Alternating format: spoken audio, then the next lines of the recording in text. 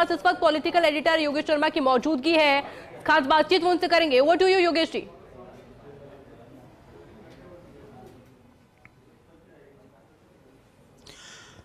देखिए आयुष जी, हमारे साथ हैं सतीश पूनिया जी। और जब हरियाणा के चुनाव की घोषणा हुई और उसके बाद ये कहा जा सकता है कि हरियाणा के चुनाव को लेकर कौन ऐसा व्यक्ति हो जो वहाँ पर संभाल सके पूरे चुनाव के मैनेजमेंट को और उस स्टेट के मैनेजमेंट को जो जाटलैंड भी कही जाती है। तो राजस्थान से एक जाट नेता को भेजा गया, वो नाम सतीश पूनिया, जो अपने आप में कहा जा सकता है किसान पुत्र होने के नाते जब वहाँ गए तो उन्हें सबसे ज़्यादा चुनौती अपनी जाति से ही मिली। लेकिन एक कुशल संगठनकर्ता के नाते उन चुनौतियों को उस वक्त भी हैंडल किया जब उनकी तबीयत खराब हुई और हॉस्पिटलाइज वो हो गए थे। और आज जब विक्ट्री मिली है हरियाणा में, तो जीत के एक प्रमुख योगदानकर्ता, प्रमुख रणनीतिकार के तौर पर हम उन्हें देखते हैं। सतीश जी, बहुत बहुत बधाई पहले तो आपको, धन्यवाद। और आपके स्वास्थ्य की भी कुशलक्षेम, और वो मुझे लगता है कि अब ज़्यादा ठीक हो गए होंगे आप। हाँ, बैटरी चार्ज हो गई।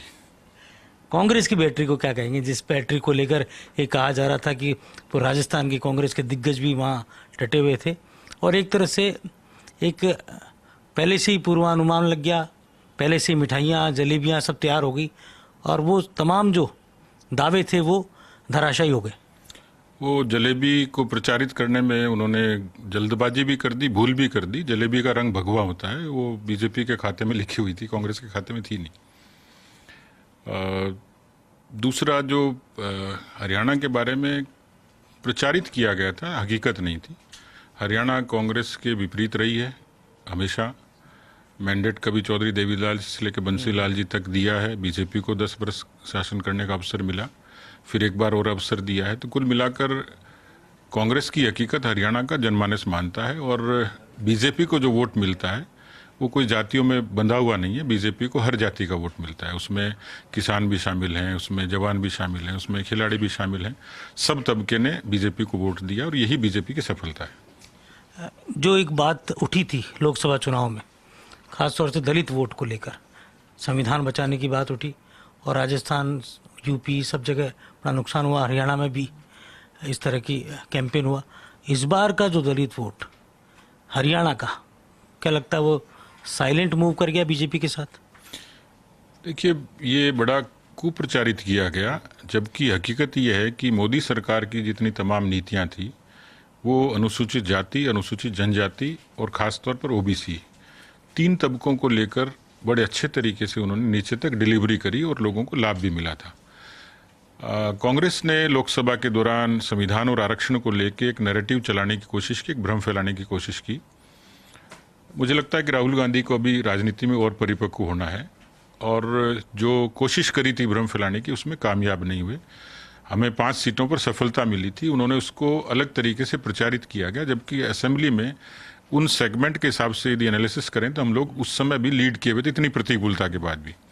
कुछ मुद्दे ऐसे होते हैं जो राजनीति में, समाज में तात्कालिक होते हैं और उसके बाद उन मुद्दों का प्रभाव खत्म हो जाता है या जनता उनकी हकीकत समझ चुकी होती है। हरियाणा में यही हुआ कि जो लोकसभा में प्रचारित किया गया, विधानसभा तक आते आते लोगों को उसकी हकीकत पता लग गई और बीजेपी को जो मैंडेट मिला वो 36 कौम का मिला। सभी कौम ने दिया, नीतियों पर दिया, व्यवहार पर दिया, सुशासन पर दिया, बीजेपी के काम पर दिया। क्योंकि नायब सैनी फेस रहे तो ये माना जा सकता है कि फिर से वो सीएम बनेंगे। आप नायब सैनी के अवतरण को किस तरह से देखते हैं, क्योंकि ये एक बड़ा फैक्टर था और टर्निंग पॉइंट भी रहा हरियाणा की राजनीति में।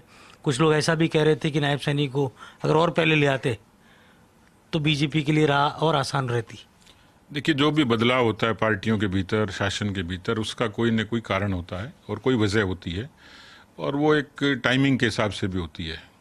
मनोहर लाल जी ने अच्छा शासन चलाया, उन्होंने बिना खर्ची और बिना पर्ची, जुमला नहीं था, हकीकत थी, और जाति बिरादरी से भी ऊपर उठकर हर वर्ग को वहाँ पर नौकरियाँ मिली, इंफ्रास्ट्रक्चर बढ़ा और उसके बाद पार्टी ने योग्य समझा उनके अनुभव का लाभ लेना, केंद्र में उनको मंत्री बनाया। नायब सैनी एक सामान्य परिवार का एक सामान्य व्यक्ति जिसको मुख्यमंत्री बनाया और मुख्यमंत्री के तौर पर उनके चेहरे को हरियाणा की आवाम ने इर्रेस्पेक्टिव ऑफ कास्ट पसंद किया और उनकी अपेक्षाओं पर वो खरे उतरे कम समय में। जैसे 24 फसलों पर एमएसपी, ये किसानों के लिए ही था। ओबीसी की क्रीमी लेयर को बढ़ाना ये किसानों के लिए ही था और इसलिए इस लिहाज से मैं मानता हूं कि उनके चेहरे को भी, उनके व्यवहार को भी, उनके काम को लोगों ने पसंद किया, इसलिए नायब सैनी का प्रयोग बीजेपी के लिए सफल रहा। जाट वर्सेज अदर्स, ये बात काफ़ी उठ रही है, इसको आप अपने दृष्टिकोण से कैसे देखते हैं? आप खुद किसान नेता हैं, तो उस लिहाज से हम माने कि जो कांग्रेस का दावा था कि जाट पूरी तरह हमारे साथ आएगा, तो क्या बीजेपी के साथ जाट गया या बिल्कुल नहीं गया? देखिए, आदर्श और एंटी कुछ भी नहीं होता है। यहाँ हमारे देश के लोकतंत्र की खूबसूरती है कि यहाँ सभी बिरादरियाँ एक जाजम पर बैठकर बहुत पहले पुरातन काल में फैसला करती थी। आज भी यदि वो वोट के लिए कोई नीति तय करते हैं तो वो मिलकर करते हैं, गांव की पंचायत से लेकर संसद तक। और हरियाणा की जनता ने 10 की 10 सीटें दी थी तो सब बिरादरियों ने दिल खोलकर वोट दिया था, 14 में दिया, 19 में दिया। इसलिए बीजेपी बिरादरियों से बंधी हुई नहीं है। बीजेपी अपने नीति व्यवहार से, अपने काम से वोट मांगती है, लोग देते भी हैं। ये कांग्रेस का फैलाया भ्रम है, वोट बैंक की, जाति की, पंथ की, मजहब की।